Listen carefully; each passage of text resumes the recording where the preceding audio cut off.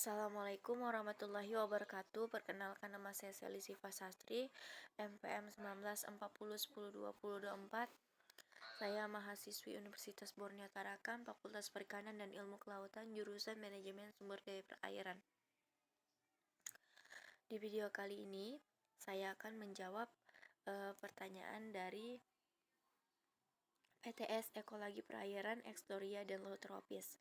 Soal yang pertama, sebutkan dua bentuk adaptasi organisme yang hidup di area pantai berbatu. Berikan contoh organisme dan bentuk adaptasinya. Jawabannya, adaptasi terhadap tekanan mekanik, adaptasi keseimbangan panas. Contohnya organisme pada adaptasi ini gastropoda.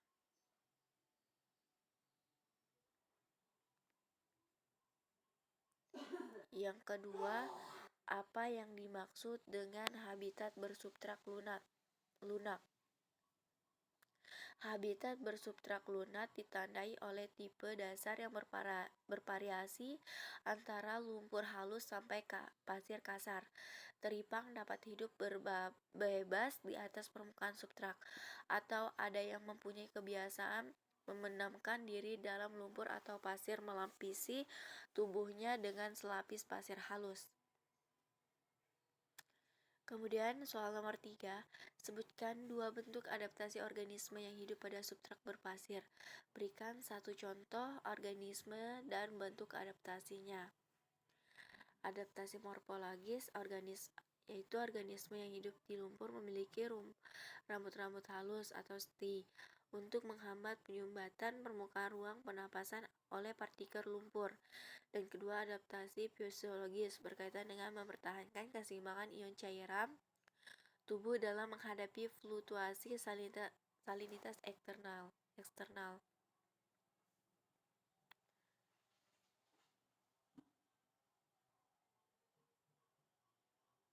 Kemudian yang keempat,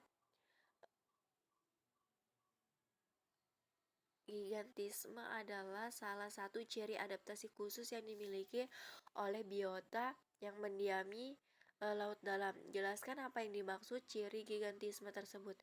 Apa fungsi ciri tersebut bagi biota laut dalam? Jawabannya, ciri gigantisme adalah bertekanan tinggi, kekurangan cahaya, bersuhu 3 dan 10 derajat Celcius, kadar oksigen rendah. Kemudian soal yang kelima, apa yang bisa Anda jelaskan secara singkat dari gambar berikut ini? Yang bisa saya jelaskan pada gambar berikut ini, pada naiknya CO2, kemudian pemanasan global, turun ke fitoplankton dan zooplankton, kemudian ke populasi organisme, pertumbuhan metabolisme, memisahkan ukuran sel, kalsifikasi, stoichiometri, relung ekologi, pengeseran jarak. Kemudian yang kedua, komunitas atau yang disebut dengan community. Interaksi spesies, kekayaan atau keanekaragaman spesies, mekar berbahaya, biografi, fenologi, bunga bengkar. Yang ketiga, jaringan makanan atau food webs. Stoichiometri, ukuran pertandingan tropik atau ketidakcocokan kualitas makanan.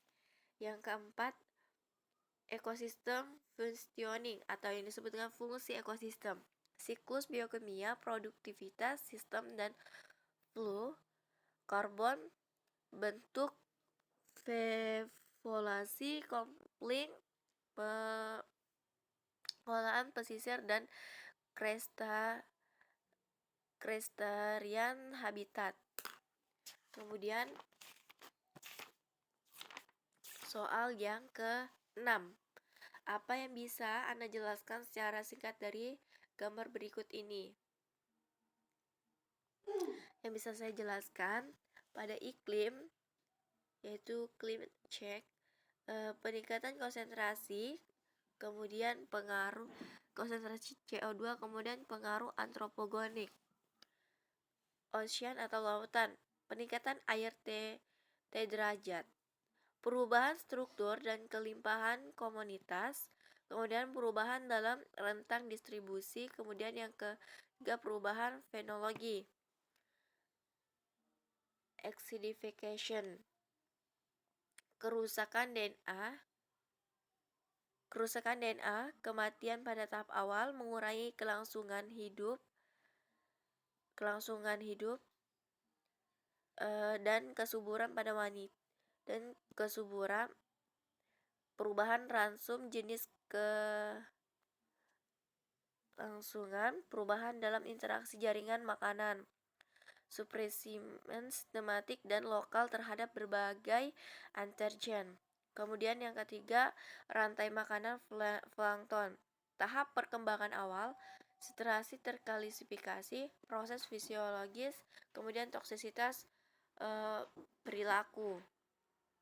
Soal yang ketujuh, sebutkan dua pengaruh peningkatan suhu pada organisme bentik. Jawabannya,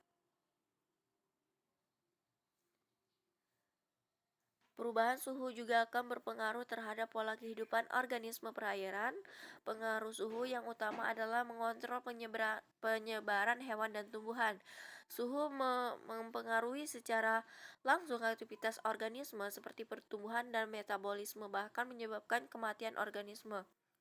Sedangkan pengaruh tidak langsung adalah meningkatnya daya akumulasi berbagai zat kimia dan menurunkan kadar oksigen dalam air. Suhu juga merupakan faktor pembatas bagi beberapa fungsi biologis hewan air seperti migrasi, pemijahan, kecepatan proses perkembangan embrio, serta kecepatan bergerak.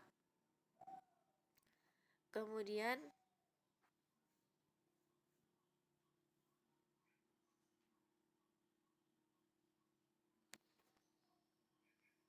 jelaskan judul dan inti materi dari presentasi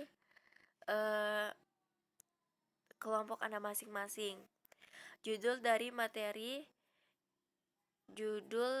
dan inti dari materi presentasi dari kelompok saya,